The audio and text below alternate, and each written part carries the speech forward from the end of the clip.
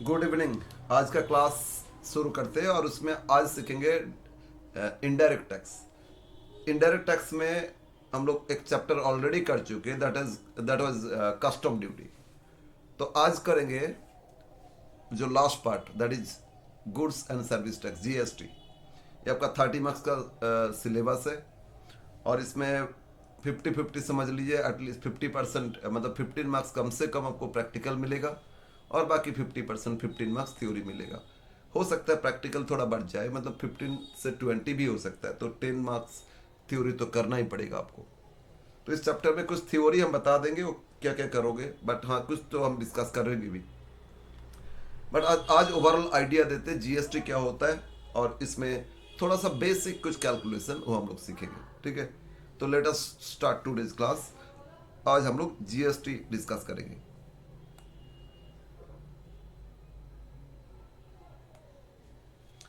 मैंने कुछ लिख के रखे, तो थ्योरी पार्ट है, बेटर होगा लिख के रखे तो इसको इजीली समझा देंगे, तो आगे हम थोड़ा एक्सप्लेन भी कर पाएंगे। ठीक है ना। यस, थोड़ा पोर्शन तो थोड़ा थ्योरी पार्ट हम लिख के रखे। तो इनडायरेक्ट टैक्स, इनडायरेक्ट टैक्स होता है तो पता है क्या होता है बोलो तो, जो टैक्स एक्चुअली हम पे करते हैं लेकिन किसी थर्ड पार्टी को पे करते हैं और थर्ड पार्टी मेरे बिहाफ में गवर्नमेंट को दे देता है। तो डायरेक्ट हम नहीं पे करते गवर्नमेंट को, जैसे इनडायरेक्ट टैक्स हम sorry direct tax, income tax क्या था, मेरा इनकम पे हम टैक्स फाइन कैलकुलेशन करते थे, इनकम उस पर टैक्स फाइन करके टैक्स पे करते थे गवर्नमेंट को, टैक्स अथॉरिटी को, है ना।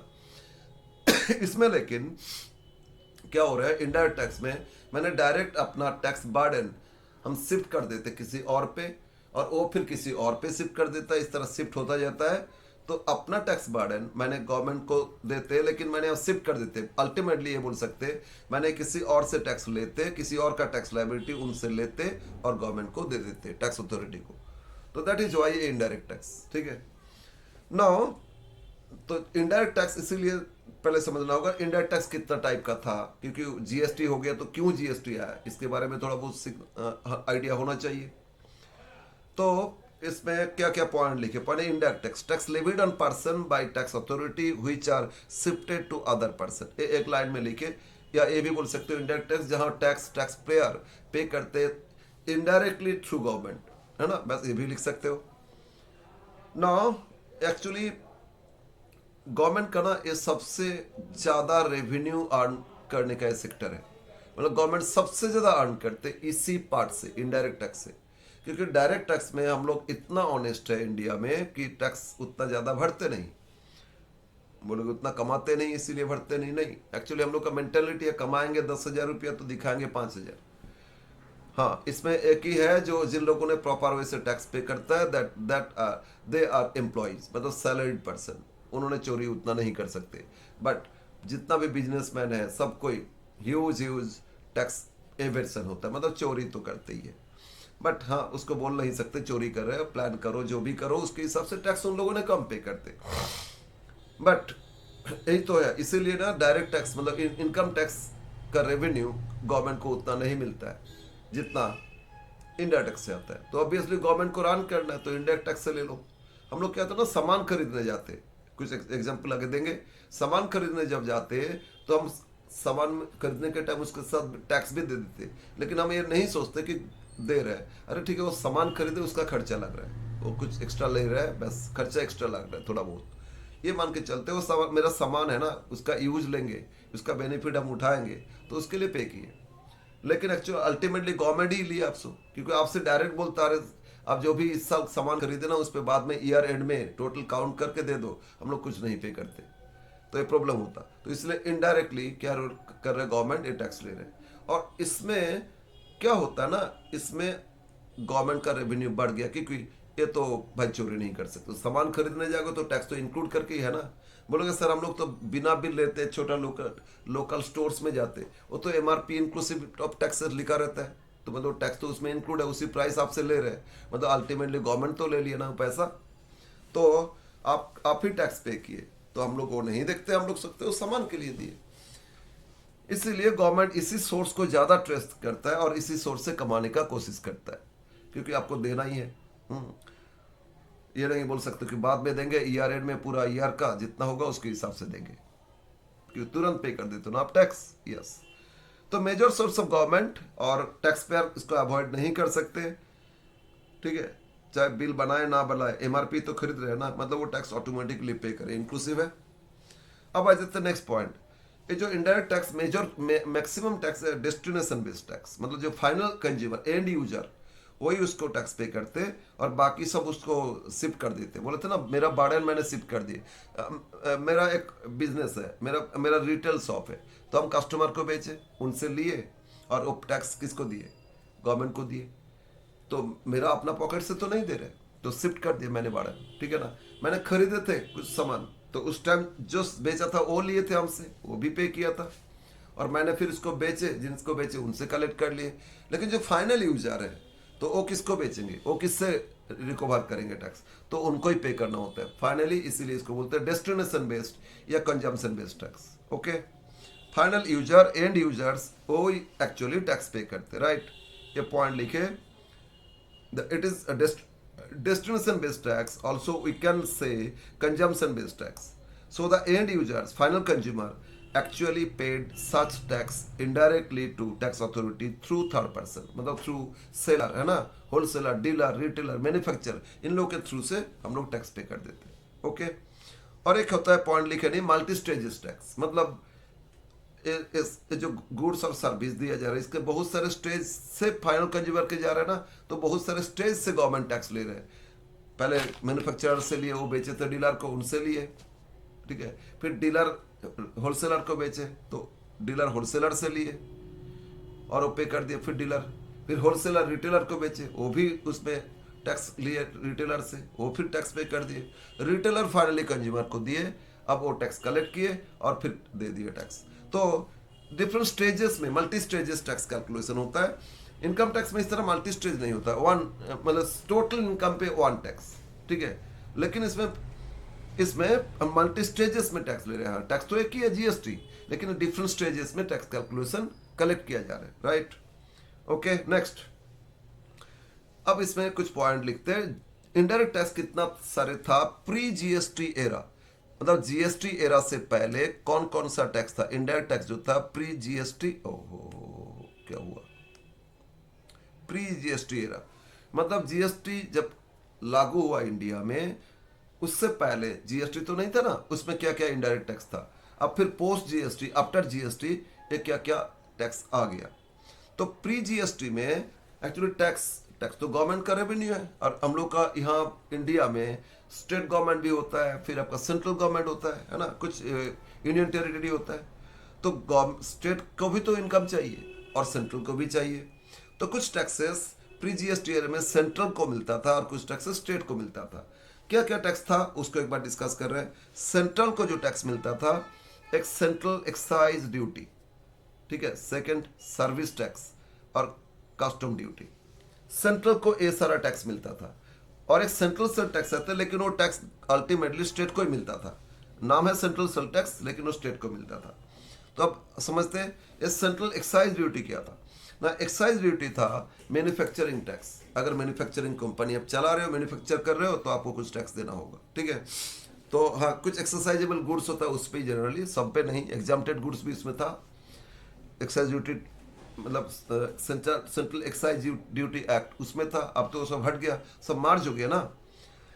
नेक्स्ट सेकंड था सर्विस टैक्स, ये भी सेंट्रल को मिलता था। जो भी सर्विस प्रोवाइडर, हम पढ़ाते सर्विस दे रहे हैं ना, इसमें जो टैक्स हम लेंगे आपसे, लेके गवर्नमेंट को देंगे, तो ये भी आपका इनडायरेक्ट टैक्स था, और ये टैक्स सेंट्रल को देते थे। अगेन थर्ड टैक्स से था आपका कस्टम ड्यूटी। कस्टम, लेकिन हाँ पहले डिस्कस कर लेते, कस्टम ड्यूटी ये भी सेंट्रल को मिलता था।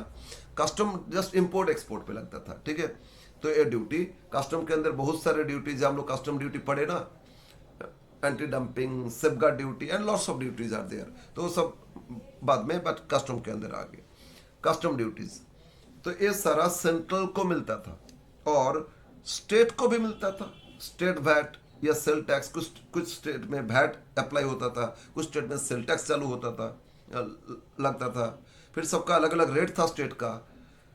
ओके, फिर सेंट्रल सेल टैक्स क्या था, अच्छा स्टेट वैट कहाँ लगता था, अगर कोई स्टेट के अंदर ही ट्रांजैक्शन हो रहे, सेल्स हो रहे, बाई हो रहे, है ना, तो इस केस में सेल टैक्स, कोई स्टेट में सेल टैक्स लगाते थे, कोई स्टेट वैट लगाते थे, ठीक है। तो सब स्टेट का फिर अलग अलग वैट रेट होता था, अलग अलग सेल टैक्स रेट होता था। तो एक ही गुड्स इंडिया के अंदर एक जगह कुछ रेट है, किसी और जगह कुछ और प्राइस पे सेल होता था, ठीक है ना। तो ये इसके कारण स्टेट वैट अलग था। फिर सेंट्रल सेल टैक्स का लगता है ना, ये सेल किया जा रहा है एक स्टेट से दूसरा स्टेट, अलग अलग स्टेट में तो अलग अलग वैट का रेट था, सेल टैक्स का रेट था। तो एक स्टेट से दूसरा स्टेट सेल हो रहा है, तो उसमें कौन सा स्टेट का रेट अप्लाई करे, इसलिए सेंट्रल एक उसको इस तरह ट्रांजैक्शन को बोलते हैं सेंट्रल सेल टैक्स। मतलब inter state supply, inter state sales, उसमें अप्लाई होता था सेंट्रल सेल टैक्स। ओके, लेकिन इस कौन सा स्टेट को मिलता था, बोलो ना स्टेट को मिलता है तो सेंट्रल को मिलना चाहिए, नहीं, ये मिलता था डेस्टिनेशन बेस्ड। मतलब कौन सा स्टेट को बेचे, कंजम्पशन कहाँ होगा, जिनको बेचे उसी स्टेट में होगा ना। मतलब वेस्ट बंगाल से बिहार में बेचे तो बिहार में कंज्यूम होगा, तो बिहार गवर्नमेंट को टैक्स मिलेगा। अगर बिहार से वेस्ट बंगाल में आया तो वेस्ट बंगाल में कंज्यूम होगा, तो वेस्ट बंगाल गवर्नमेंट को टैक्स मिलेगा। इस तरह सेंट्रल सेल टैक्स अप्लाई होता था एक स्टेट से दूसरा स्टेट, इंटर स्टेट के लिए। और स्टेट वैट एक स्टेट के अंदर जो परचेज सेल हो रहा था उस पर लग रहा था, या सेल टैक्स तो सेल्स पे लगता था। और जहाँ सेल टैक्स होता ना उसमें परचेज टैक्स भी होता था। मतलब जिन कोई सोल्व किया तो हम भी तो परचेज किए ना, मेरे लिए परचेज टैक्स था। और फिर एंटरटेनमेंट टैक्स था, लग्जरी टैक्स है, ठीक है। फिर आपका एंट्री टैक्स, एक स्टेट से दूसरा स्टेट बॉर्डर में जब एंट्री करते गुड्स लेके तो उसमें एंट्री टैक्स या ऑक्ट्रॉय एटसेट्रा लगता था। फिर स्टेट एक्साइज ड्यूटी भी था अलग से, वो आपका सिगरेट पान मसाला ये सब में लगता है ना। तो उस समय लगाते थे, स्टेट का रेवेन्यू था होता था। इवन पेट्रोल डीजल ये सब में भी स्टेट लगाते थे। नाउ क्या हुआ, इतना सारे टैक्स, इतना सारे अथॉरिटी, सबका अलग अलग रूल, सबका अलग अलग स्ट्रक्चर, सबका अलग है। तो एक बिजनेसमैन बिजनेस कर रहे हैं तो इतना सारे टैक्स देना, उनका सबका रूल्स रेगुलेशन है करना, सबका ड्यू डेट में फाइल करना, ये तो बहुत झमेला था ना, बहुत कॉम्प्लिकेटेड था, कॉम्प्लेक्स था ये। तो गवर्नमेंट सोचा कि इतना सारे कॉम्प्लेक्सिटी नहीं करके क्यों ना करे एक वन नेशन वन टैक्स। तो पॉलिसी से ये जन्म लिया गुड्स एंड सर्विस टैक्स, ठीक है। तो प्रॉब्लम क्या आई हुआ, प्रॉब्लम ये हो गया कि बहुत सारे स्टेट बोला अरे हम लोग का तो रेवेन्यू खत्म हो जाएगा, आपका जीएसटी ले रहे हैं वन नेशन, पूरा नेशन का तो लेगा कौन, सेंट्रल ले लेगा, तो फिर हम लोग का कमाई खत्म, हम लोग क्या करेंगे, हम लोग अपना स्टेट को डेवलप कैसे करेंगे, ठीक है। सेंट्रल बोला ठीक है कोई बात नहीं, इसमें हम लोग बैठते एक साथ और बैठ के डिसीजन लेते। तो बाद में इस तरह किया गया, आधा आधा कर दिया गया कि भाई जो भी वैट आया, सॉरी जीएसटी आया, उसमें से आधा सेंट्रल को दे दो, आधा स्टेट रख लो, ठीक है। तो इस बेसिस पे डिवाइड कर दिया गया, तो एक पोर्शन सेंट्रल को मिलेगा और एक पोर्शन स्टेट को मिलेगा। तो इसमें दो अथॉरिटी है, दो तरह का टैक्स आ गया। तो सेंट्रल जीएसटी और स्टेट जीएसटी, है ना। सेंट्रल जीएसटी सेंट्रल को देना होगा, स्टेट जीएसटी स्टेट को देना होगा। और इसमें यूटी जीएसटी और स्टेट के टाइप पे ही हो गया। अगर यूनियन टेरिटरी है जहां लेजिस्लेशन नहीं है, इस तरह यूनियन टेरिटरी, तो वहां भी जो जीएसटी लगता था उसको बोले यूटी जीएसटी, स्टेट के तरह, है ना।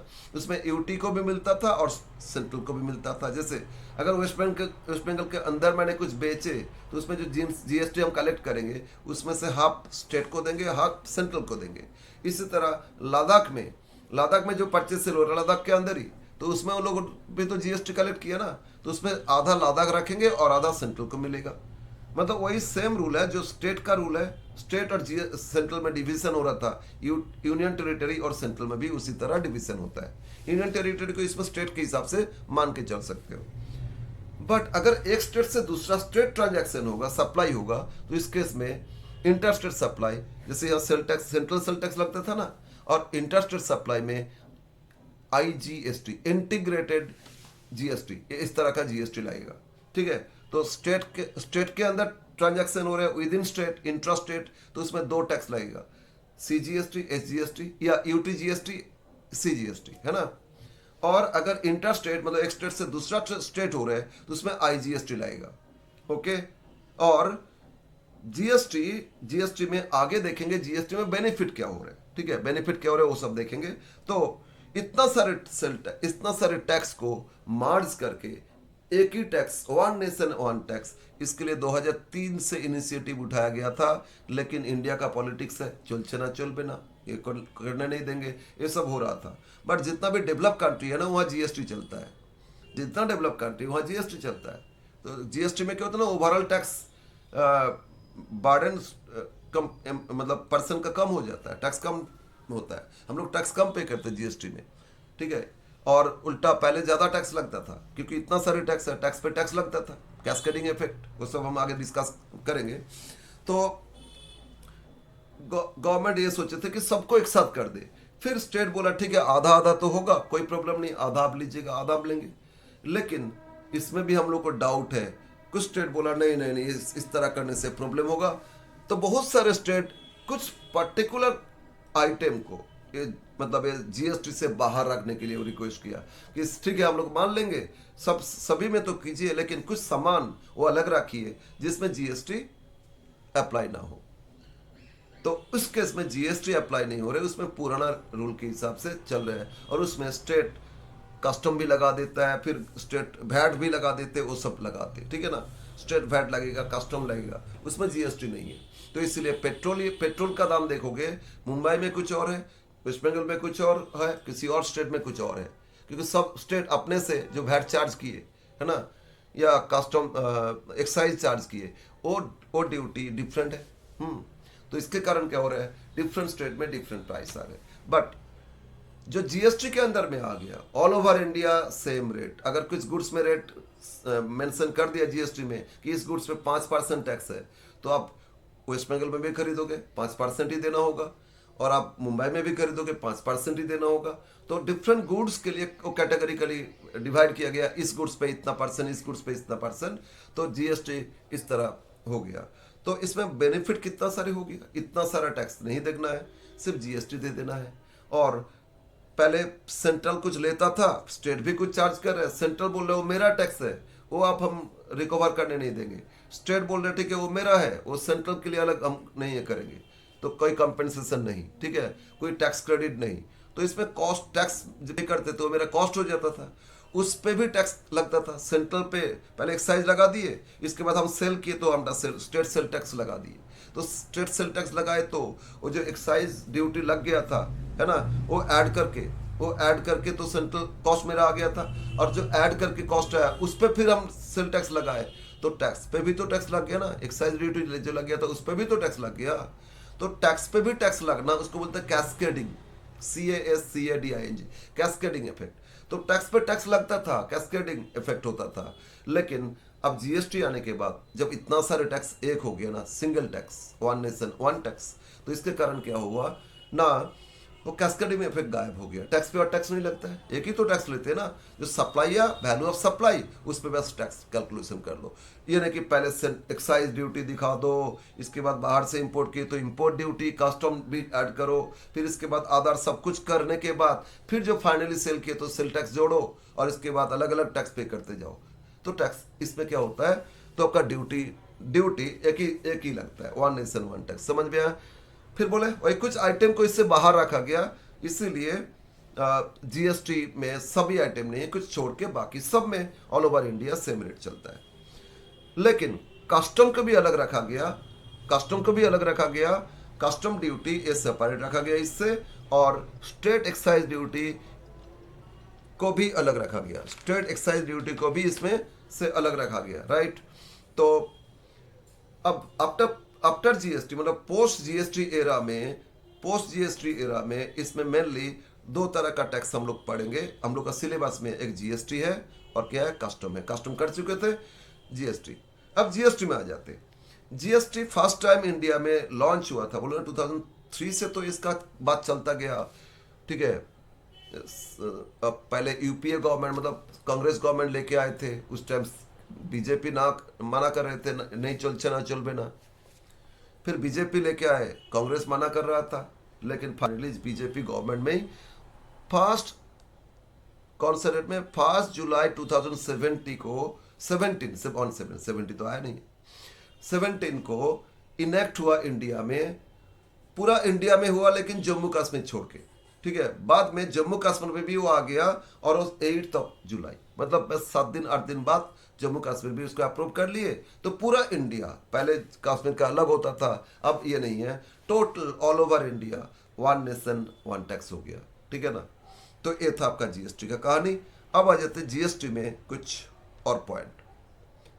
तो बोलो इसके कारण क्या है, जीएसटी सिंप्लीफाई हो गया कि सिंगल टैक्स हो गया ना, तो बहुत सिंप्लीफाई। इतना सारे टैक्स का रूल आपको याद नहीं रखना है, बिजनेस करोगे या इतना सारे टैक्स रूल का याद रखोगे, पॉसिबल नहीं है। तो ऑब्वियसली इसमें बहुत टैक्स कंसल्टेंट को रखना पड़ता था, टैक्स कंसल्टेंट को ज़्यादा कुछ कैलकुलेशन तो ज़्यादा चार्जेस लेता था। अब तो एक ही है ना, बस वन टैक्स, तो इसीलिए उनका बर्डन भी कम हो गया और आपका सेव मनी भी सेव हो गया, ठीक है।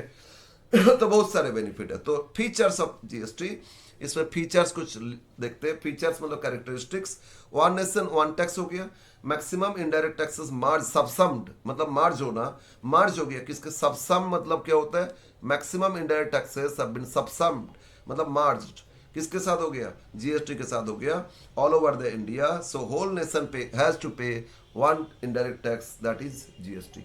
हाँ, एक्सेप्शन कुछ था उसको छोड़ के, ठीक है ना। कोशिश था कि सबको एक साथ लेके आ जाए, लेकिन कुछ स्टेट माने नहीं। अगर मान जाते ना तो पेट्रोल का इतना दाम नहीं होता, पेट्रोल बहुत कम में मिलता, उसमें 28% जीएसटी भी करता ना, बहुत कम में मिलता, क्योंकि उसमें एक्साइज भी लग रहा है, कस्टम भी लग रहा है, बाहर से क्रूड आता है ना, एक्साइज भी लग रहा है, फिर कस्टम लग रहा है, इसके बाद आपका एक्साइज क्योंकि प्रोड्यूस हो रहा है, इसमें रिफाइन किया जा रहा है, मैन्युफैक्चरिंग हो रहा है, तो एक्साइज लग रहा है। इसके बाद हो सकता है कुछ सर्विस चार्जेस उसमें कोई किसी का लगा तो सर्विस टैक्स भी लगा। इसके बाद आपका फिर मैन्युफैक्चरिंग हो गया, मैन्युफैक्चरिंग होने के बाद फिर उसको बेचे तो सेल टैक्स लगा, है ना। तो इतना सारे टैक्स पे टैक्स जो हो रहा था, तो अब क्या हो गया, सब मार्ज होके सब सम होके एक टैक्स हो गया। Now second point, it is destination based tax और कंजम्पशन बेस्ड टैक्स। तो बताया था फाइनल जो कंज्यूमर उनको ही देना है ना। Destination based tax indirect tax का ये था। ड्यूअल जीएसटी मॉडल फॉलो होता है, इसमें एक सेंट्रल का और एक स्टेट का, ठीक है ना सर। यूनियन टेरिटरी भी तो होता है, स्टेट के हिसाब से मान के चलो, ठीक है ना। ड्यूअल जीएसटी मॉडल फॉलो होता है। हाँ सर, आईजीएसटी भी तो होता है। आईजीएसटी अलग बात है, वो एक स्टेट से दूसरा स्टेट हो रहा था इसलिए आईजीएसटी, बट मिलेगा तो उस स्टेट को, जिस स्टेट के पास सामान गया, कंजम्पशन बेस्ड है ना, जिस स्टेट में गया सामान जहाँ कंज्यूम किया जाएगा उस स्टेट को ये जीएसटी मिलेगा, right. Now tax payable on added value of supply, ये इंपॉर्टेंट है। मतलब इसमें जो टैक्स कैलकुलेशन करते हैं, VAT concept, value added tax. पहले वैट था ना, वेस्ट बंगाल में वैट था, बहुत सारे स्टेट में वैट था, बहुत सारे स्टेट में सेल टैक्स था। तो यहाँ वैट था। वैल्यू एडेड सप्लाई में, सेल्स में क्या होता था, परचेज में टैक्स पे करते थे, वो इनपुट टैक्स वो माइनस करके सेल पे जो टैक्स आया उससे वो इनपुट टैक्स परचेज में पे किए थे ना, वो रिकवर करते थे और माइनस करके नेट टैक्स पे करते थे। वो कंसेप्ट वैट में अप्लाई होता था और वही कंसेप्ट जीएसटी में भी अप्लाई होता है, ठीक है। तो इसका मतलब वही इनपुट टैक्स क्रेडिट भी इसमें अवेलेबल होगा। मतलब बाइंग में, परचेज में जो भी टैक्स पे किए थे या किसी से सर्विस लिए थे, जो टैक्स पे किए थे, वो मेरे अकाउंट में क्रेडिट हो जाएगा और आउटपुट से वो क्रेडिट रिकवर करने का बेनिफिट, डिडक्ट करके रिकवर करने का हमको अपॉर्चुनिटी मिलेगा। तो ये जो अपॉर्चुनिटी मिल रहा है, इससे बोलो मेरा तो टैक्स बर्डन कम हो रहा है ना, क्योंकि हम पे कितना करेंगे, बेच के जितना कलेक्ट किए उस समय से परचेज के टाइम जो पे किए तो माइनस करके बाकी नेट पे करेंगे, जो एक्स्ट्रा है ना वही एक्स्ट्रा ही पे करेंगे। कुछ एडेड वैल्यू हुआ सेल्स में तभी ना हम एक्स्ट्रा पे टैक्स कलेक्ट किए, तो जो एक्स्ट्रा पे कर रहा है वही मेरा टैक्स बर्डन होगा। अल्टीमेटली बिजनेसमैन को तो बर्डन ही नहीं है, क्योंकि जिनको बेचे उनसे ही तो कलेक्ट करके दे रहे हैं ना। फिर भी तो इसमें डीलर को टैक्स कम पे करना पड़ता है, राइट, रिकवरी कर पा रहे हैं, आईटीसी मिल रहा है, ये सब एडवांटेजेस में हो जाएगा। बट फीचर्स में it is simple and uniform. एक हो गया, सिंपल हो गया, इतना सारे टैक्स रूल सीखना नहीं है, बस एक ही रूल सीख लो, बस हो गया काम। और no cascading effect, that is tax on tax, ये सारा फीचर्स है। अब आ जाते हैं बेनिफिट्स। फीचर्स सीख लिए तो बेनिफिट भी आपको समझ में आ जाएगा। Is simple and easy to file return, easy हो गया ना। नो कैस्केडिंग इफेक्ट, इसके कारण क्या टैक्स बर्डन कम हो जाता है।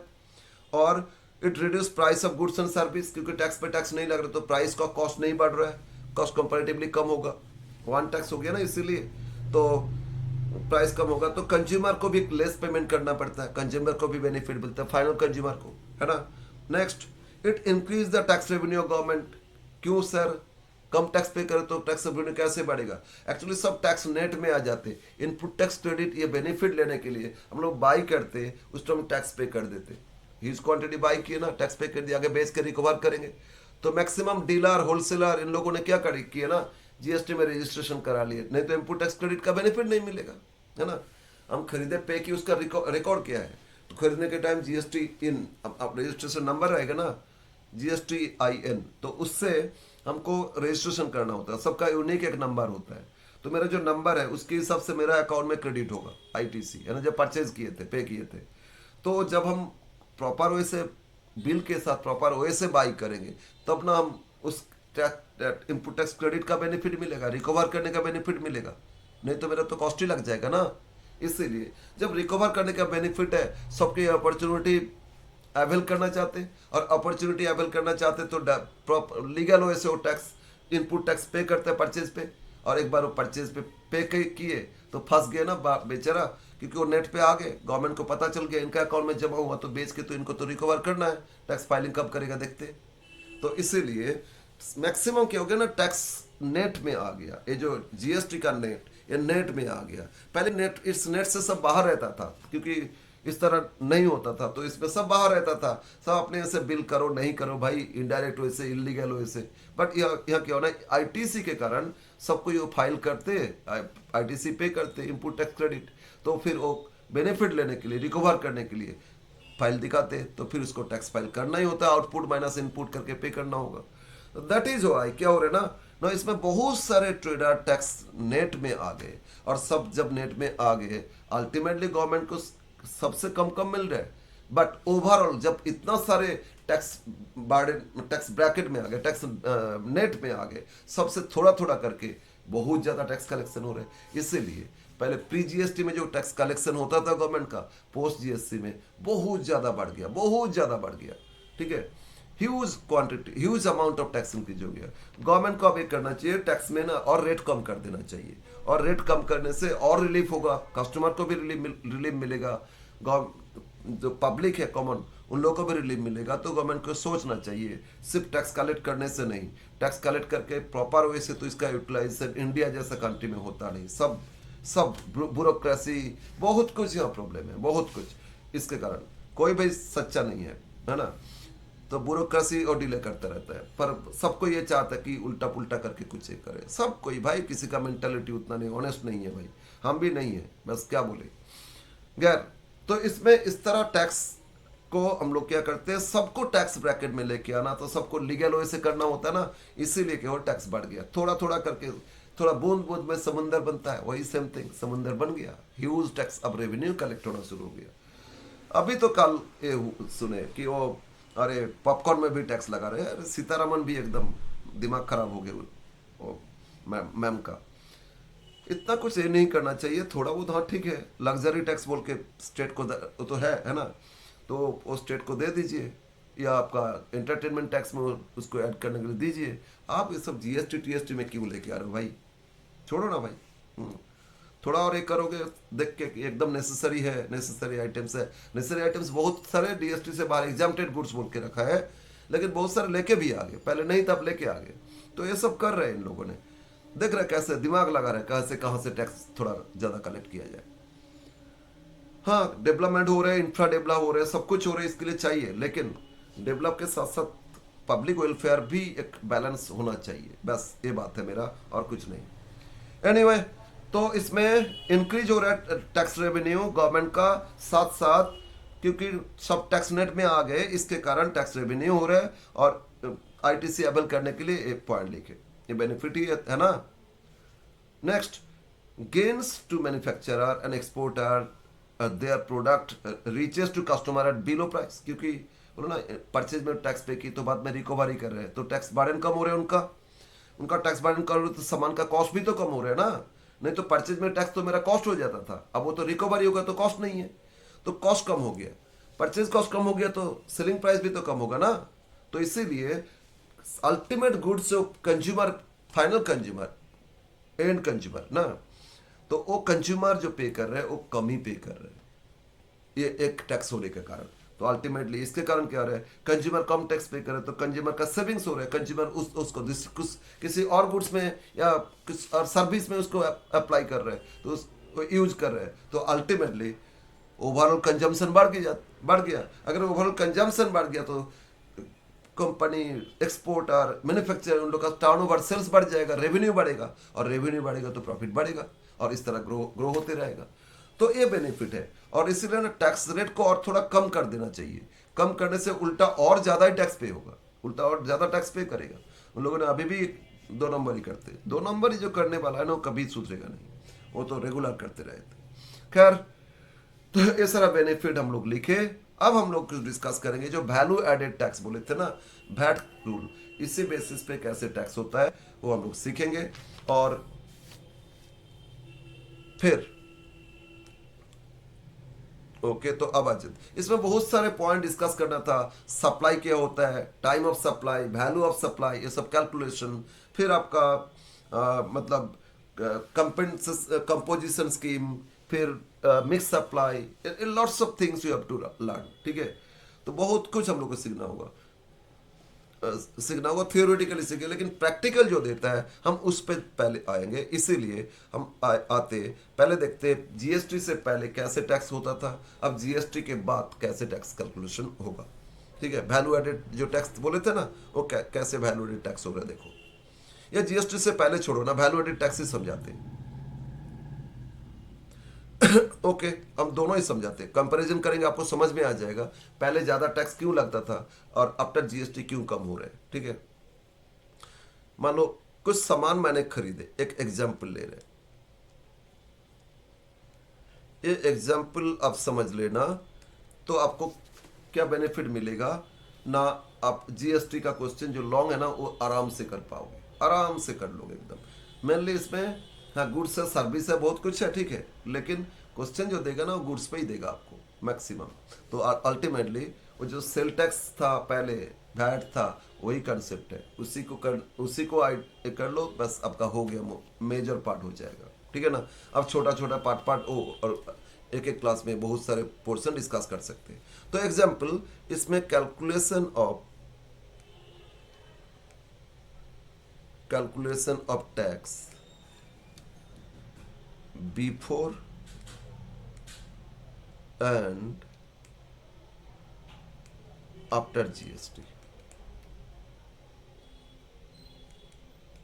एरा या रिजिम, एरा या regime, after GST regime, before GST regime, कुछ भी बोलो। नाउ हम पहले देखेंगे बिफोर इधर, और फिर देखेंगे इधर एक कॉलम करते बिफोर, इधर एक कॉलम करते after.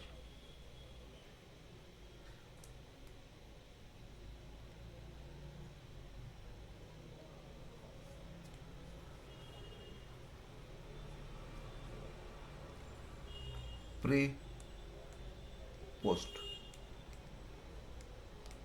Pre GST and post GST. Before GST हम लेते, मान लो मैंने कुछ परचेज किए थे, तो I am a manufacturer, I buy some goods, तो परचेज किए थे मान लो 10 लाख, और जो गुड्स परचेज किए इसमें जीएसटी भी पे किए थे, अब सॉरी जीएसटी नहीं, टैक्स पे किए थे परचेज के टाइम। जो सेल किया तो हमसे सेल टैक्स लिया था ना, तो मेरे लिए परचेज टैक्स हो गया था, add tax on purchase.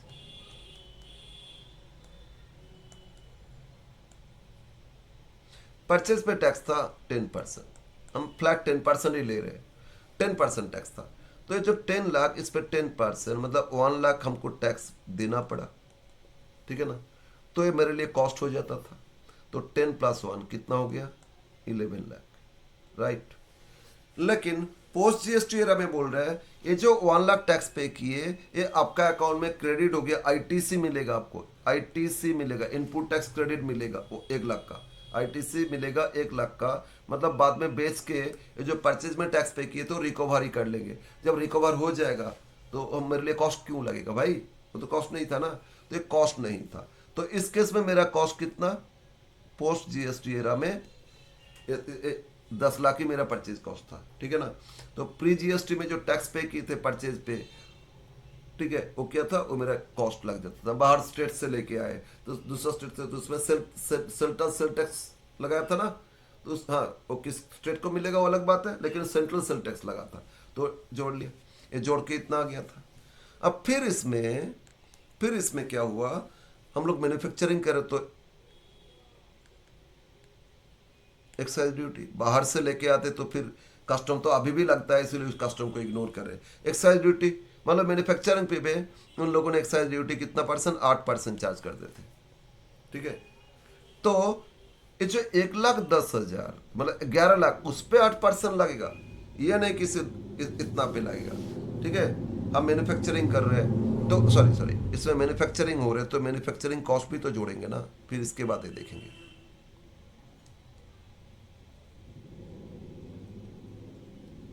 Add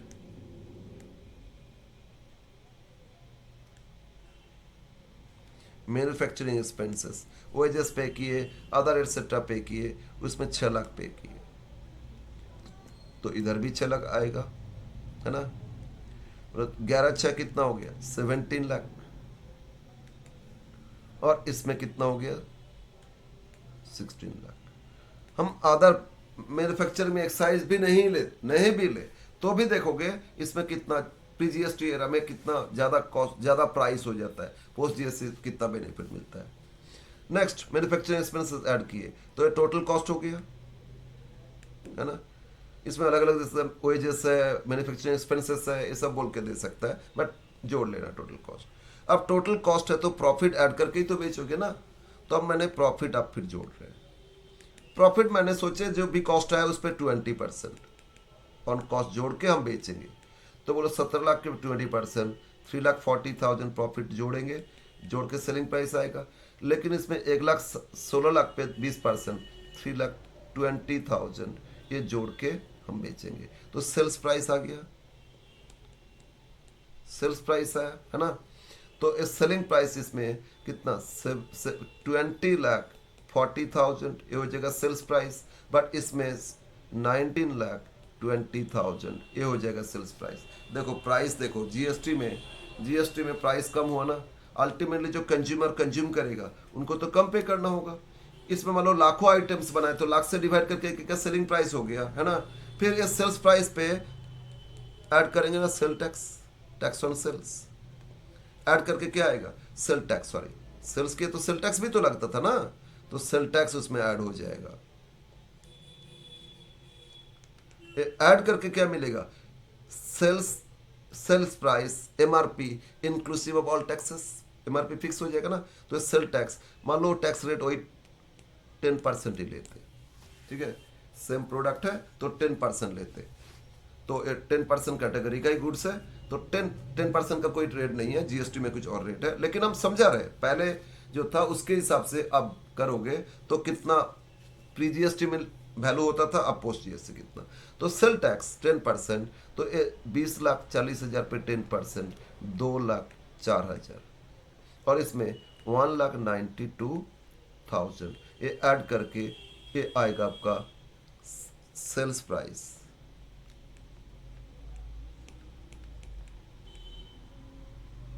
including tax. MRP लिखा रहता है ना, maximum retail price inclusive of all taxes, मतलब वही जीएसटी कस्टम जो भी सब कुछ इंक्लूड करके ये प्राइस है, तो इससे अब हमें सेल नहीं होना चाहिए ना, इसलिए। तो इसमें कितना है बोलो, 22,44,000। अल्टीमेटली जो एमआरपी, इसको आप बोल सकते हो एमआरपी इंक्लूसिव ऑल टैक्सेस, ये फिक्स हो गया ना। इसमें देखोगे 21,12,000, तो बोलो 22 लाख समथिंग, कितना है इसमें 22,44,000, और इसमें कितना है बोलो कितना, 19,20,21,12,000। तो बोलो जीएसटी में अभी प्राइस कम हुआ ना, तो अगर टोटल 1 लाख यूनिट्स बनाए थे तो यहाँ 1 लाख से डिवाइड करोगे तो कितना होगा, 22 रुपया 44 पैसा एक एक सामान बेच रहे थे। अब यहाँ कितना, 21 रुपया 12 पैसा एक एक सामान बेच रहे हैं। तो जीएसटी में बोलो फाइनली जो कंज्यूमर उनको कम पे करना पड़ रही है या नहीं, टैक्स भी कम पे करना पड़ रहा है ना। लेकिन पहले तो ज्यादा पे करना होता था, प्राइस ज्यादा होता था, तो अल्टीमेटली जीएसटी में ही देखोगे बेनिफिट है। तो लेकिन हम लोग का पॉलिटिकली ऐसा चलता है ना, चल छना चल बिना सब कुछ बंद, ये जीएसटी, गब्बर सिंह टैक्स, ये टैक्स वो टैक्स, अल्टीमेटली जीएसटी में बेनिफिट है। हाँ, उसको प्रॉपर वे से, हाँ शुरू में डाउट इसलिए था कि जीएसटी होने से क्या होगा नहीं होगा, दाम बढ़ जाएगा या कम होगा, वो आइडिया नहीं था। लेकिन जितना बोला ना, जितना डेवलप कंट्री है वो सभी जगह जीएसटी है, तो GST is far beneficial to a nation, for for development भी और फॉर अदर पर्पस भी, ठीक है। क्योंकि इसमें देखो अल्टीमेटली प्राइस कम हो रहे तो कस्टमर्स को कम पे करना पड़ रहा है, प्राइस कम हो रहा है ना। वही पेट्रोल को अगर जीएसटी में लेके आ जाते ना, इतना पैसा नहीं, इतना पेट्रोल का दाम नहीं होता, बहुत कम हो जाता। कम से कम जहाँ 90-100 चल रहा है ना, वो 50-60 में होता, सोचो ये। तो इसीलिए इसको भी जीएसटी के दायरे में लेके आना चाहिए, लेके आने से बहुत ज़्यादा बेनिफिट मिलेगा। तो लेकिन हाँ, यहाँ पॉलिटिक्स चलता रहेगा, कोई बात नहीं। अब आ जाते, ये जो पहले था इसमें बोलो सेल्स पे कितना टैक्स आया, सेल्स पे कितना टैक्स है, 2,04,000। परचेज में भी पे किए थे ना यहाँ 1 लाख, तो टोटल इनको टैक्स कितना पे करना पड़ेगा, ये 2,04,000 प्लस 1 लाख, मतलब 3,04,000 प्री जीएसटी एरा में टैक्स पे होता था, है ना। कितना पे होता था प्री जीएसटी एरा में, 2,04,000 और 1 लाख, मतलब 3,04,000 टैक्स पे होता था। है बाद में वैट हाँ है ना, उसमें थोड़ा सा रिलीफ आया, वैट में इनपुट टैक्स क्रेडिट मिलता था। लेकिन वैट से पहले जैसा सेंट्रल सेल टैक्स लगता है ना, उसमें क्रेडिट नहीं मिलेगा। फिर आपका और एक था, किसी और स्टेट से मैन्युफैक्चरिंग के यहाँ बेच रहे हैं तो उसमें मैन्युफैक्चरिंग टैक्स, ये सब लगता था। तो ये सब रिलीफ हो मिल रहा है ना, ये सब मिला के थोड़ा वो रेट भी अगर बढ़ जाए, ओवरऑल एक रेट आ गया ना, 5%, 8%, 12%, 14% करके 5-6 टैक्स लगता था। फिर कस्ट कैरी कर रहे तो एंट्री हो रहा है, एंट्री टैक्स लगता था। इतना सारे टैक्स लेके तो ओवरऑल देखा जाए तो टैक्स परसेंटेज तो ओवरऑल ह्यूज हो जाता था, टैक्स पे टैक्स लगता था। इतना सब एक साथ, अगर सभी एक साथ देखा जाए तो 20, मतलब 20 नहीं, वो 30% टैक्स, 35%, 40% टैक्स लगता था। अब सब एक साथ लेके अगर 28% हाईएस्ट है इंडिया में, अभी 28% भी ले रहे तो भी तो कम है ना, वो भी तो एक पे लग रहा है, टैक्स पे टैक्स नहीं लग रहा है। तो ओवरऑल सब कुछ बेनिफिट है जीएसटी में। हाँ, आगे तो बोलोगे सर सारा इतना एडवांटेजेस है तो फिर सब क्यों चिल्ला रहे थे, कुछ तो डिसएडवांटेजेस भी है, लेकिन देखा जाए तो मेजर केस में एडवांटेजेस ही मिलेगा आपको। तो इसमें अगर प्री जीएसटी में total tax under pre GST, total tax paid under pre GST era कितना, एक तो टैक्स ऑन परचेज पे किए थे, क्योंकि परचेज टैक्स भी तो लगता था उसमें। परचेज कितना पे किए थे, 1 लाख, ये प्री जीएसटी ईयर का बात हो रहा है। और टैक्स ऑन सेल्स, किसी स्टेट में सेल टैक्स था, किसी स्टेट में जीएसटी वैट था, है ना, अलग अलग था। तो टैक्स ऑन सेल्स कितना, 2,04,000। तो टोटल कितना हो गया, 3,04,000। इतना टैक्स इनको देना पड़ता था। हाँ, ये अपने पॉकेट से तो नहीं दिया, ये कॉस्ट मान लिए, बाद में बेच के रिकवरी किए, रिकवरी करके, लेकिन इनको तो टैक्स तो पे करना होता था ना एक्स्ट्रा। अल्टीमेटली कंज्यूमर को तो एक्स्ट्रा पे करना पड़ रहा है। बट यहाँ क्या हुआ, इसमें बेच के कितना टैक्स है उसको बोलते हैं आउटपुट टैक्स। ये जो सेल्स पे टैक्स आया था बेच के, वो आउटपुट टैक्स कितना आया था, 1,92,000। अब गवर्नमेंट बोल रहे हैं अब इनपुट पे तो ऑलरेडी पे कर चुके थे, आईटीसी अब माइनस करो, रिकवरी करो, बाकी हमको पे करो। तो इसमें लेस कर देंगे आईटीसी। आईटीसी हमको कितना मिला, 1 लाख। अब हम किसको दे रहे हैं, सेंट्रल को किया कितना, स्टेट को आधा कितना, या आईजीएसटी होगा, वो हम अभी नहीं रहे, अभी जस्ट बेसिक कंसेप्ट ही कर रहे हैं। एक कंसेप्ट आपका हो जाएगा ना, तो अब आराम से आगे वो कितना सीजीएसटी, कितना आईजीएसटी, कितना आईजीएसटी, वो सब इजीली आप कर लोगे। ये कंसेप्ट अगर आपका क्लियर हो गया तो 192 हो गया आउटपुट, और 1 लाख इनपुट था, माइनस कर दो आईटीसी मिला, तो माइनस करके नेट कितना, 92,000 net GST payable. GST payable, अभी सीजीएसटी या जीएसटी का बात नहीं कर रहे हैं, नेट इतना जीएसटी इनको पे करना है। इसमें से आधा सेंट्रल को आधा स्टेट को पे करना है ना, बस वो आगे देखेंगे। तो नेट इतना पे करना है, और तो बोलो अभी इतना नेट पे किए, और परचेज में भी तो 1 लाख पे किए थे, तो टोटल कितना पेमेंट हो रहा है, 1,92,000 ही तो पे हो रहे हैं। जो कलेक्ट किए थे सेल्स पे वही पे किए या नहीं। तो बोलो इसमें टैक्स कम पे हो रहे हैं, इसमें टैक्स बहुत ज्यादा पे हो रहे हैं, तो कौन सा बेनिफिट हुआ बोलो? कंज्यूमर्स पॉइंट ऑफ व्यू से, ट्रेडर्स पॉइंट ऑफ व्यू से देखा जाए तो जीएसटी इज फार बेटर। इसमें अल्टीमेटली अल्टीमेटली क्या होता है ना, टैक्स बर्डन कम हो जाता है, सामान का दाम कम होता है, फाइनल कंज्यूमर को कम पे करना होता है। तो बोलोगे सर टैक्स कैसे बढ़ गया? बोलो ना सबको टैक्स नेट पे लेके आए, सब आईटीसी बेनिफिट लेना है, नहीं लेंगे तो कॉस्ट बढ़ जाएगा, प्राइस बढ़ जाएगा, और लेंगे तो प्राइस कम होगा, कंपटीशन में टिक पाएंगे। तो लार्ज क्वांटिटी में बाई करो, आईटीसी बेनिफिट लो और बेच के रिकवर कर लो। तो अगर ये बेनिफिट सब लेना चाह रहे हैं, खरीद रहे हैं ना, तो उसके हिसाब से तो आईटीसी इनपुट टैक्स क्रेडिट लेने के लिए उसको भेजना भी पड़ रहा है लीगल वैसे, है ना, सेल्स पे दिखाएंगे तो उसके हिसाब से इनपुट टैक्स क्रेडिट माइनस करके टैक्स पे कर रहे हैं। तो ओवरऑल वॉल्यूम इतना ज्यादा बढ़ गया कि इसके कारण गवर्नमेंट का रेवेन्यू बढ़ गया। तो बोलो GST ultimately beneficial to nation, GST ultimately beneficial to nation. किसी नेशन को डेवलप करना है और डेवलपमेंट में बेनिफिट आएगा। देखो जीएसटी कलेक्शन कितना बढ़ गया, इससे क्या हो रहा है, डेवलपमेंट हो रहा है। हाँ यस, तो ये हम लोग का आइडिया हो गया ना कैसे जीएसटी कैलकुलेशन होता है। और ये जो टैक्स फाइन किया कितना है बोलो तो 92। इसको हम लोग वैल्यू एडेड टैक्स वैट क्यों बोलते, कंसेप्ट ऑफ वैट क्यों बोले थे? एक्चुअली बोलो इन्होंने बाई कितना किए थे, अगर देखा जाए हम इसको दूसरा कलर से कर रहे हैं आपको समझ में आए। मैंने बाई किए थे 10 लाख, है ना, मेरा कॉस्ट लगा था कितना 10 लाख, उसमें टैक्स पे किए थे उसको नहीं देख रहे। लेकिन एमआरपी कितना फिक्स हुआ बोलो, यहाँ यहाँ 10 लाख था ना बाइंग कॉस्ट, एमआरपी कितना फिक्स हुआ था 21 लाख, है ना, कितना है 21,12,000, sorry MRP before tax, before tax कितना 19,20,000, इतना में ही तो सेलिंग प्राइस है ना। हाँ इसके बाद टैक्स ऐड करके सेल प्राइस है, इंक्लूडिंग टैक्स आया, लेकिन एक्चुअली सेलिंग प्राइस तो एक्सक्लूडिंग टैक्स इतना आया था, सेल प्राइस एक्सक्लूडिंग टैक्स आया था। बोलो एक्सक्लूडिंग टैक्स आया या नहीं? यस। तो 192 सेल प्राइस आया और मैंने बाई किए थे सामान कितना में 10 लाख में, 19 लाख 20 10 लाख, तो बोलो ऐड कितना हुआ वैल्यू ना 9,20,000। ये वैल्यू मैंने ऐड किए, एडेड वैल्यू बोलो, बाई किए थे 10 लाख पे, अब उस पर प्रोडक्शन करिए कुछ भी करें या प्रॉफिट जोड़े, जोड़ के तो सेलिंग प्राइस फिक्स किए कितना 19,20,000, तो मैंने कितना वैल्यू ऐड किए बोलो, वैल्यू ऐड किए 9,20,000। अगर मैंने वैल्यू ऐड किए 9,20,000, रेट ऑफ टैक्स कितना था 10%, तो हमको 92,000 ही तो टैक्स पे करना पड़ रहा है। जीएसटी में देखो 92 आया था ना, मतलब क्या है जीएसटी एक प्रकार का देखा जाए तो जो मैंने वैल्यू एडिशन कर रहे हैं ना, वो एडेड वैल्यू पे जो एक्स्ट्रा जो टैक्स रेट है उसके हिसाब से जो टैक्स है वही हमको देना पड़ता है। That is why it is also called value added tax, right.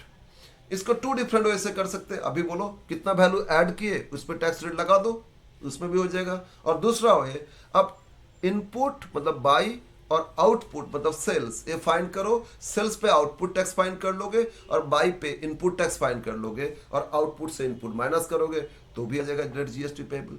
Concept तो दोनों समय सेम आएगा ना, बट चेंज हो सकता है। कहाँ चेंज हो सकता है आगे जब डिस्कस करेंगे तो और क्लियर होगा आगे डिस्कस करेंगे क्लियर होगा। लेकिन ये बेसिक कंसेप्ट है, ये कंसेप्ट आपको आ गया तो आपको आराम से कोई प्रॉब्लम नहीं होगा। ये कैलकुलेशन कर लोगे कितना आउटपुट टैक्स कितना इनपुट टैक्स, ठीक है, इसमें आउटपुट में से इनपुट माइनस करके नेट कितना जीएसटी पे करना है। बोलो क्लियर है? यस। अब हम लोग देखेंगे कितना जीएसटी, कितना टाइप का जीएसटी लग रहा है इसमें।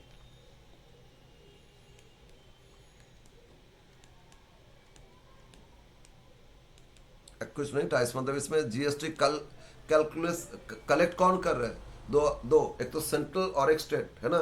तो सीजीएसटी सेंट्रल जीएसटी है ना, सेकेंड हो गया एसजीएसटी या यूटीजीएसटी, हम स्टेट और यूनियन टेरिटरी दोनों एक साथ रखें स्टेट जीएसटी या यूनियन टेरिटरी जीएसटी, स्टेट या यूनियन टेरिटरी, ठीक है, ये स्टेट या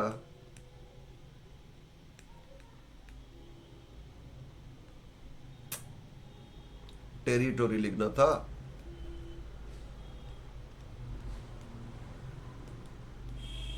जीएसटी। थर्ड आईजीएसटी,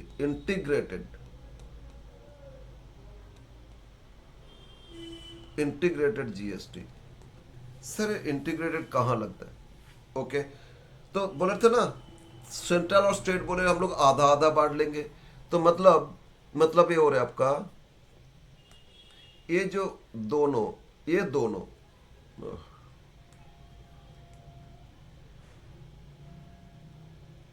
ये दोनों, इसमें क्या हो जाएगा? 50% 50% डिवाइड हो जाएगा, है ना? 50-50 डिवाइड कर दोगे। इन केस ऑफ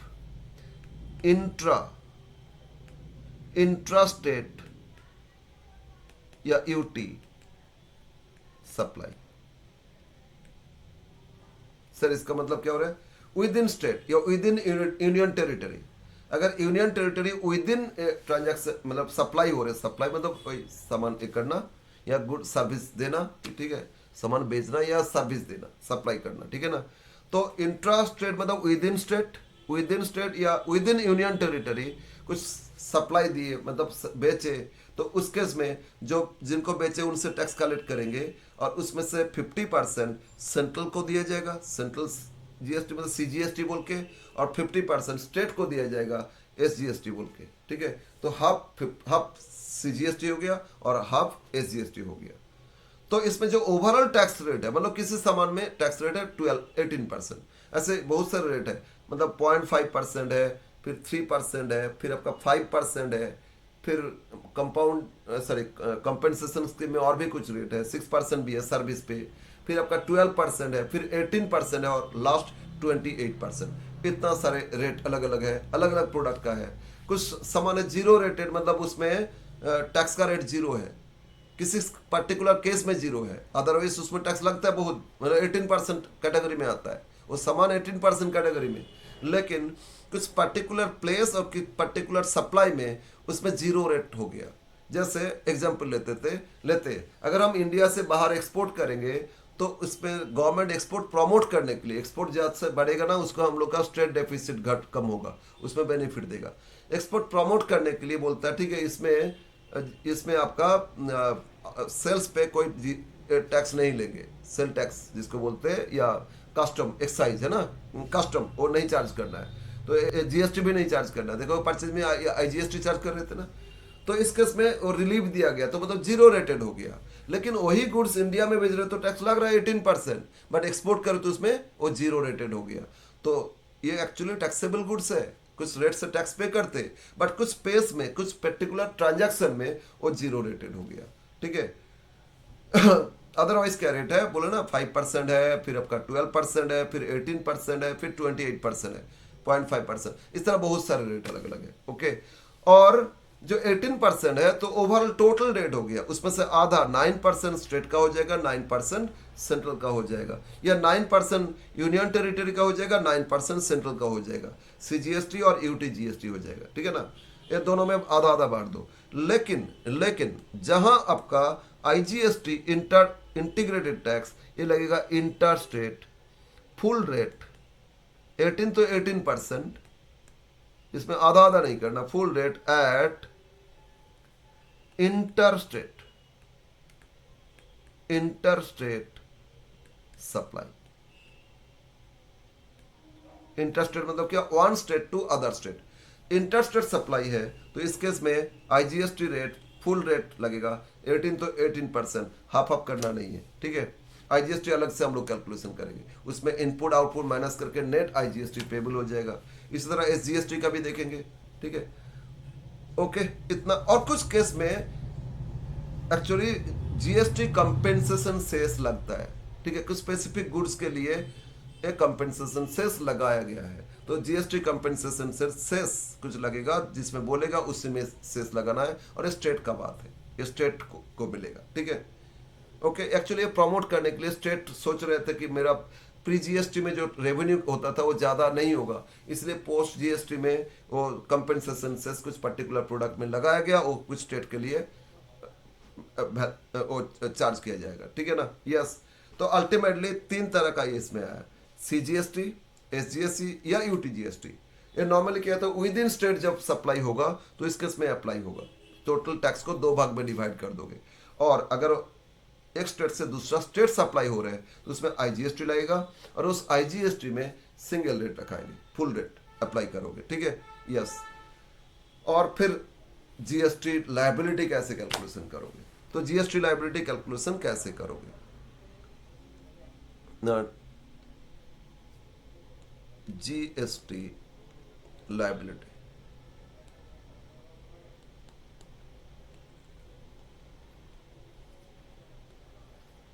जितना तरह का जीएसटी है वो लिख लेते हैं एक बार। मतलब आईजीएसटी है, फिर सीजीएसटी है ना, फिर एसजीएसटी है, या इसमें यूटीजीएसटी बोल सकते हो, इवन जीएसटी कंपेंसेशन सेस भी दिया है, तो जीएसटी कंपेंसेशन सेस भी एक कॉलम कर लेंगे, ठीक है। अगर आईजीएसटी नहीं है तो सीजीएसटी एसजीएसटी कर लेंगे, 2 कॉलम, है ना। और कंपेंसेशन नहीं है तो उसको छोड़ के 3 कॉलम कर लेंगे ना। इसमें सबसे पहले आउटपुट जीएसटी देखेंगे, ठीक है। 1 आउटपुट जीएसटी ये किस में लगेगा, on outward supply. Sir outward supply मतलब कुछ नहीं है, अरे सेल्स है, सिंपल, गुड्स तो सेल्स है, और रेंडर सर्विस,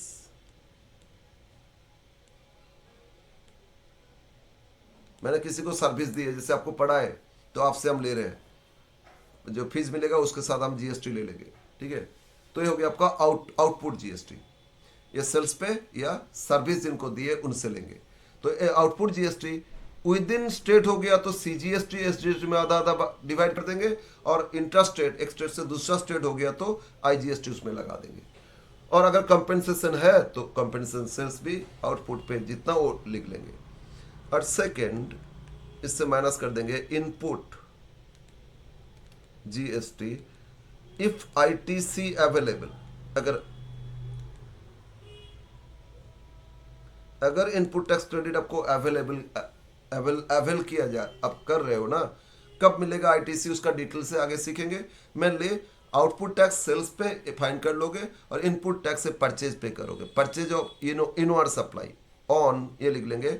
आउटवर्ड सप्लाई बाहर जो जा रहा है, चाहे सेल करे या सर्विस किसी को दे, इनवर्ड सप्लाई आ रहा है चाहे परचेज की या गुड सर्विस किसी से ले, है ना, तो आपका इनवर्ड सप्लाई, तो इसमें लिख सकते हो ऑन इनवर्ड सप्लाई। समझ में आ रहा है ना। तो इसमें इनवर्ड सप्लाई भी दूसरा स्टेट से हुआ था तो आईजीएसटी लग जाएगा। Inward supply with in state हुआ था, मतलब परचेज किए तो विद इन स्टेट, तो उसमें सीजीएसटी एसजीएसटी भी लग गया। और उसमें अगर कंपनसेशन सेस का भी बात है तो वो भी आ गया। अब ये आउटपुट से इनपुट माइनस कर दोगे तो क्या आएगा, नेट जीएसटी इज 1 - 2, माइनस कर दो, नेट जीएसटी आ जाएगा, ठीक है ना। अब ये जो नेट जीएसटी यही आपको पे करना होगा, बट कभी कभी ऐसा भी होता है ये इनपुट जीएसटी ज्यादा है, मतलब आईजीएसटी में आउटपुट कम है, इनपुट ज्यादा। हम बाहर से मटेरियल्स तो खरीदे, ठीक है, या चाइना से मटेरियल्स खरीदे, तो चाइना से खरीदे तो आईजीएसटी लग रहा था ना। देखो कस्टम याद करो, कस्टम ड्यूटी चाइना से बाहर से आ रहे तो इंपोर्ट हो रहे ना, इंपोर्ट में पहले बेसिक कस्टम ड्यूटी लगाए थे, फिर इसके बाद ऐड किए थे, उसके बाद आईजीएसटी भी तो लगाए थे, तो आईजीएसटी उसमें भी तो आया था ना। तो परचेज में तो आईजीएसटी आया था, मतलब इनपुट टैक्स आया, लेकिन मैंने सारा सामान वेस्ट बंगाल में बेचे, मेरा स्टेट लेवल में बिजनेस चलता है ना, प्रोडक्शन किए और वेस्ट बंगाल में बेचे, तो विद इन स्टेट हो गया ना, विद इन स्टेट हो गया तो क्या सीजीएसटी और एसजीएसटी। तो मेरा आउटपुट टैक्स में तो सीजीएसटी एसजीएसटी है। कुछ सामान मान लो वेस्ट बंगाल से बाई किए थे तो सीजीएसटी एसजीएसटी इनपुट में भी था, लेकिन मैक्सिमम मटेरियल से बाहर से आया था तो मेरा आईजीएसटी इनपुट है। तो बोलो आउटपुट यहाँ कुछ है नहीं, और हो सकता है कुछ अदर स्टेट में बेचे, थोड़ा बहुत आईजीएसटी आया था आउटपुट, तो मेरा आउटपुट से इनपुट तो ज्यादा हो गया, नेगेटिव हो गया, है ना। नेगेटिव होने का मतलब क्या है, मेरा आईटीसी अभी भी बैलेंस रह गया, तो क्या रिफंड मिलेगा? नहीं, वो हम लोग एडजस्ट करेंगे। अगर नेगेटिव है ना, आईटीसी क्रेडिट अभी भी अवेलेबल है, वो हम किसी और से एडजस्ट करेंगे। किसके साथ एडजस्ट करेंगे? इसमें रूल्स हम नीचे लिख के देंगे, ये एडजस्ट कैसे कर सकता है, चल कर ही देते हैं। इसमें मैं ले पहले इनका जो इनपुट पहले आईजीएसटी से ही तो किए थे, माइनस किए ना। अगेन इसके बाद इसको एडजस्ट करेंगे सीजीएसटी के साथ। अगर क्रेडिट है ज्यादा नेगेटिव, उसको एडजस्ट करोगे, पहले फर्स्ट प्रायोरिटी किसको दोगे? सीजीएसटी में एडजस्ट करोगे। फिर सीजीएसटी में एडजस्ट करने के बाद भी कुछ नेगेटिव है, मतलब अभी भी आईटीसी क्रेडिट है आईजीएसटी में, और फिर आप एसजीएसटी में करोगे। बट जीएसटी कंपेंसेशन के साथ इसका कोई लेना देना नहीं है, ठीक है। तो हम लोग क्या कर सकते हैं, अगर क्रेडिट है, ITC credit available after adjusting output GST, input GST अभी भी कुछ सरप्लस है ना, मतलब नेगेटिव आएगा। और नेगेटिव को बोलोगे आईटीसी क्रेडिट अभी भी है ना, और क्रेडिट को क्या करोगे? एडजस्ट करोगे, एडजस्टमेंट ऑफ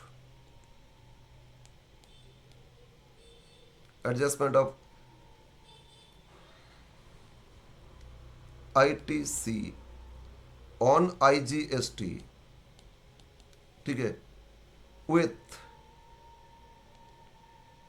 सबसे पहले किसके साथ करेंगे?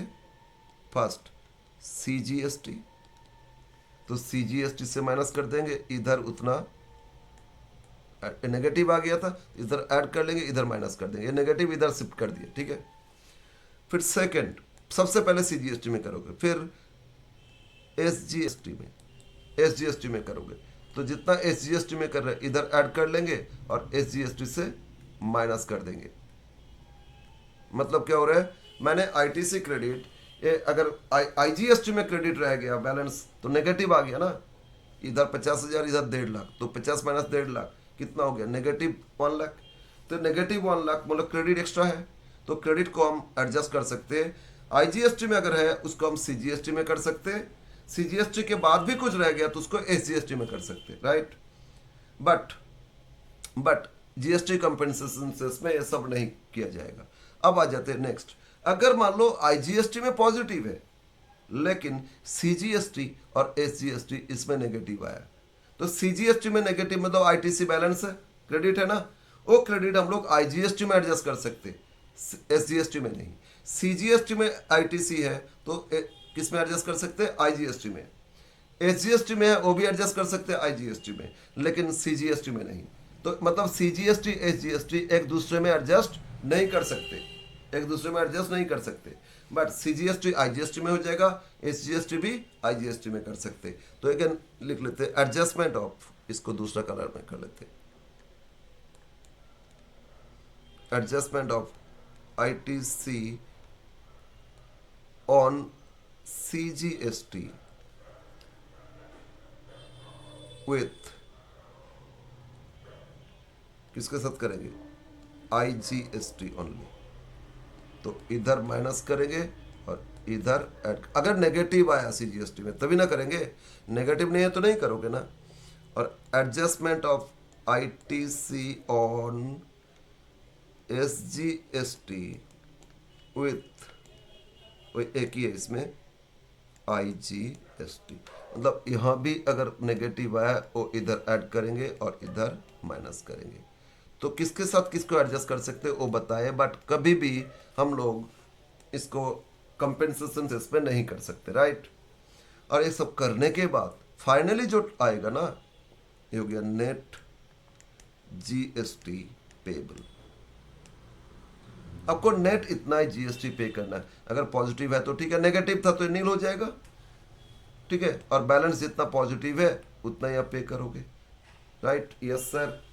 मान लो इसके बाद अभी भी यहाँ कुछ नील है, वो कैरी फॉरवर्ड हो जाएगा, रिफंड नहीं मिलेगा नेक्स्ट ईयर, नेक्स्ट मंथ्स में। एक्चुअली जीएसटी जब आगे पढ़ेंगे, जीएसटी में ना नॉर्मल एक होता है, नॉर्मल स्कीम और एक कंपोजिशन स्कीम।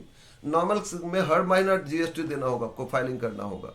और कंपोजिशन स्कीम में स्मॉल ट्रेडर जिन लोगों ने छोटा छोटा बिजनेस करते, एक टर्नओवर लिमिट है बता दिए, सप्लाई इससे ज़्यादा हो रहे एक साल के अंदर, तो आपको वो कंपोजिशन स्कीम में कम रेट से टैक्स पे कर सकते हो। तो उसमें क्या होता है, हम कहाँ से कहाँ चले गए, एनीवे नेट जीएसटी पेबल तो हर महीना करते ना, तो इस महीने में अगर नेगेटिव आ गया तो नेक्स्ट मंथ में बेच के वो रिकवर कर लेंगे, तो कैरी फॉरवर्ड कर दोगे नेक्स्ट मंथ में। अगर आईटीसी में अब नेगेटिव अभी भी रह गया ना, नेट जीएसटी पेबल पॉजिटिव है तो पेबल लिख लोगे, और बाई चांस बीई पॉजिटिव है तो पेबल, और अगर नेगेटिव है तो रिफंडेबल नहीं। इनके सब नेगेटिव अभी भी बैलेंस नेगेटिव, फाइनल फिगर वो कैरी फॉरवर्ड, मतलब ITC credit carry forward to next period, ठीक है, next month, carry forward to next month, ITC balance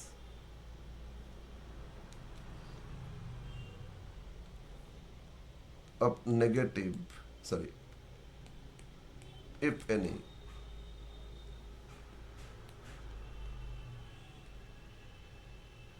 carry forward to avail